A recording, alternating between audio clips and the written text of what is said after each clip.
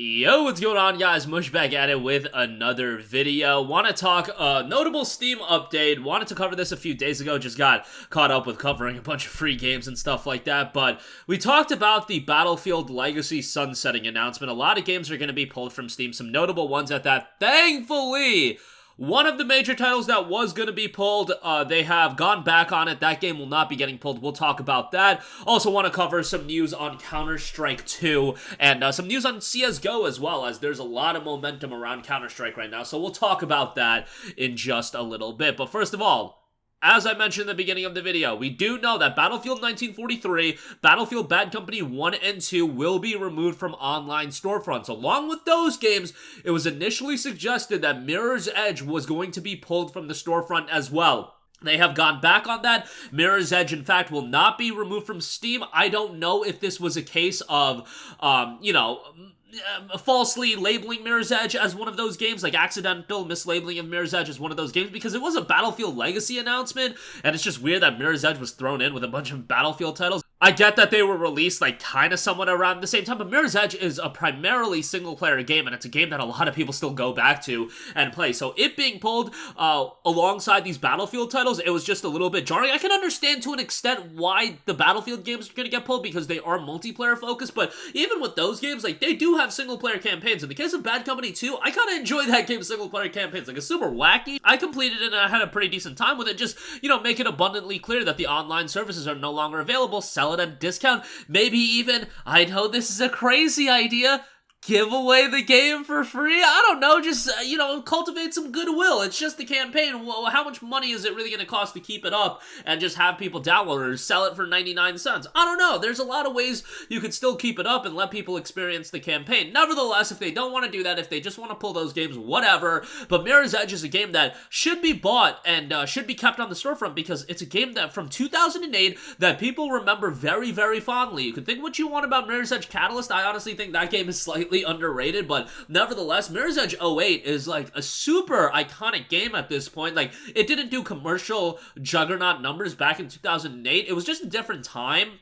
And games like that, a lot of the times didn't resonate, like more unique titles. Like, I think if Mirror's Edge literally was released in 2023, let's honestly just say a Mirror's Edge 1 remake was released in 2023, I think it would do a lot better. And let's say it got the Resident Evil 4 remake type treatment, where it was a really well done remake. I think it would do really well, just because we live in a different era in gaming where social media is so prevalent, and word just travels so fast, and if a remake is really good, people are just going to check it out.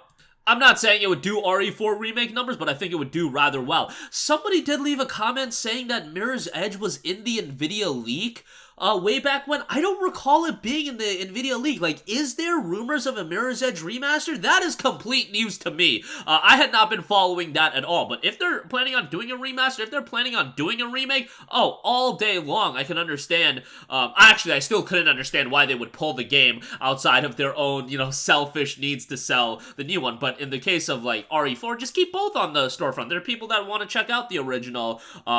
Sometimes you can pull a Ubisoft and pull, like, Assassin's Creed 3 and then put up Assassin's Creed 3 HD or whatever and then charge a premium for it once again, and that's kind of whack, so hopefully they don't go down that route. But for now, Mirror's Edge will be staying on the storefront, and hopefully that'll be the case for the foreseeable future. If you did end up buying the game during the Steam sale, my apologies. It was listed in the EA section, and you paid $5 for it, and you got a great game for $5, so I wouldn't worry too much about that, but nice to see that game will be staying on the Steam storefront. And again, great game is Mirror's Edge 1, and it's not a super lengthy game, so if you're playing a lot of these open-world RPGs these days, these games that are super, content-filled, Mirror's Edge is one you could get in, have a great time with, and then move on with your life after a weekend or so. Alright, moving on from that, do want to talk some things about CounterStrike. Okay, as noted by Aquarius on Twitter, looks like some sort of new anti-cheat measure is in the works for CounterStrike 2 called VAC Live. If a cheater gets detected during a match, the match itself will be canceled. Now, this was found via some code and whatnot. Cheater detected this match has been canceled by VAC Live is what's noted. We'll see how this is implemented and if they can get it in something new. The strings containing rematch are not new. Rematch feature was removed from CSGO back in 2014. Remember, take this with a grain of salt for now, but if they can implement something like this, that would be really great. I didn't get into CSGO super competitively, so, that game, I did see what seemed like hackers from time to time or cheaters or whatnot, and you see that from time to time. I try to stay relatively disconnected from the competitive side of games when I'm playing it, so I try to find humor whenever there's stuff like cheating going on. I'm just like, alright, whatever, like, this game is a wash. But I can understand if you're super into the competitive aspect of a lot of games, something like that is absolutely gonna infuriate you. And when I was super into, like, let's say League competitively, I didn't really have too much trouble with cheaters in that game, but it was more so trolls and whatnot. And if we could figure out any way to, you know, mitigate those issues a little bit, that would be best for everyone involved. Lastly, I do want to note, ton of momentum with CounterStrike 2 as a whole right now, and it is seen in the CSGO player base right now, as that game's player base has jolted all the way up. In fact,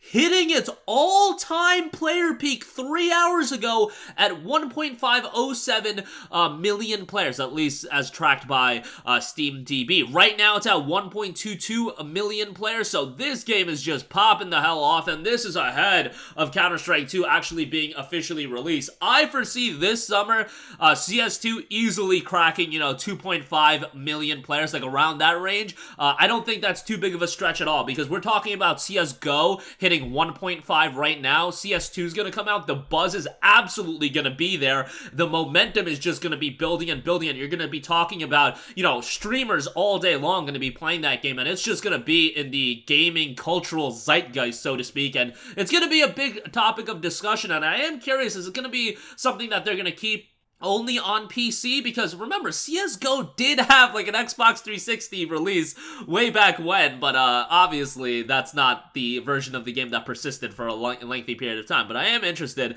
to see if they do ultimately do that. Yeah, CSGO was released on Windows, PlayStation 3, and Xbox 360 back in August of 2012, all at once. So, you know, it would be fascinating to see if they do something with CS2. Nevertheless, for now, Counter-Strike is building up a lot of momentum, and it'll be interesting to see if that momentum is sustained when the game does officially drop in the summer of this year, and that's ultimately going to be the biggest element of any game like that. Like, it's obviously, like, Counter-Strike is obviously always going to be one of the biggest multiplayer games on the market, but how big is it going to be? Is this going to be a significant jolt up to the player base that is sustainable? We'll see how that turns out probably by the fall of this year, but that's going to do it for me. Again, great news about Mirror's Edge. That game will be staying on the Steam storefront, so fantastic news there, and Counter-Strike 2 could potentially have a new anti-cheat component to it in terms of VAC Live, where a game would be ended when a cheater is detected. And CSGO, crushing it from a player-based standpoint. Will be interesting to see how that ultimately shakes out by the end of this year. That'll do it for me. Let me know all your thoughts in the comment section down below. As always, thanks for watching, and I will catch you guys in the next one. Peace out.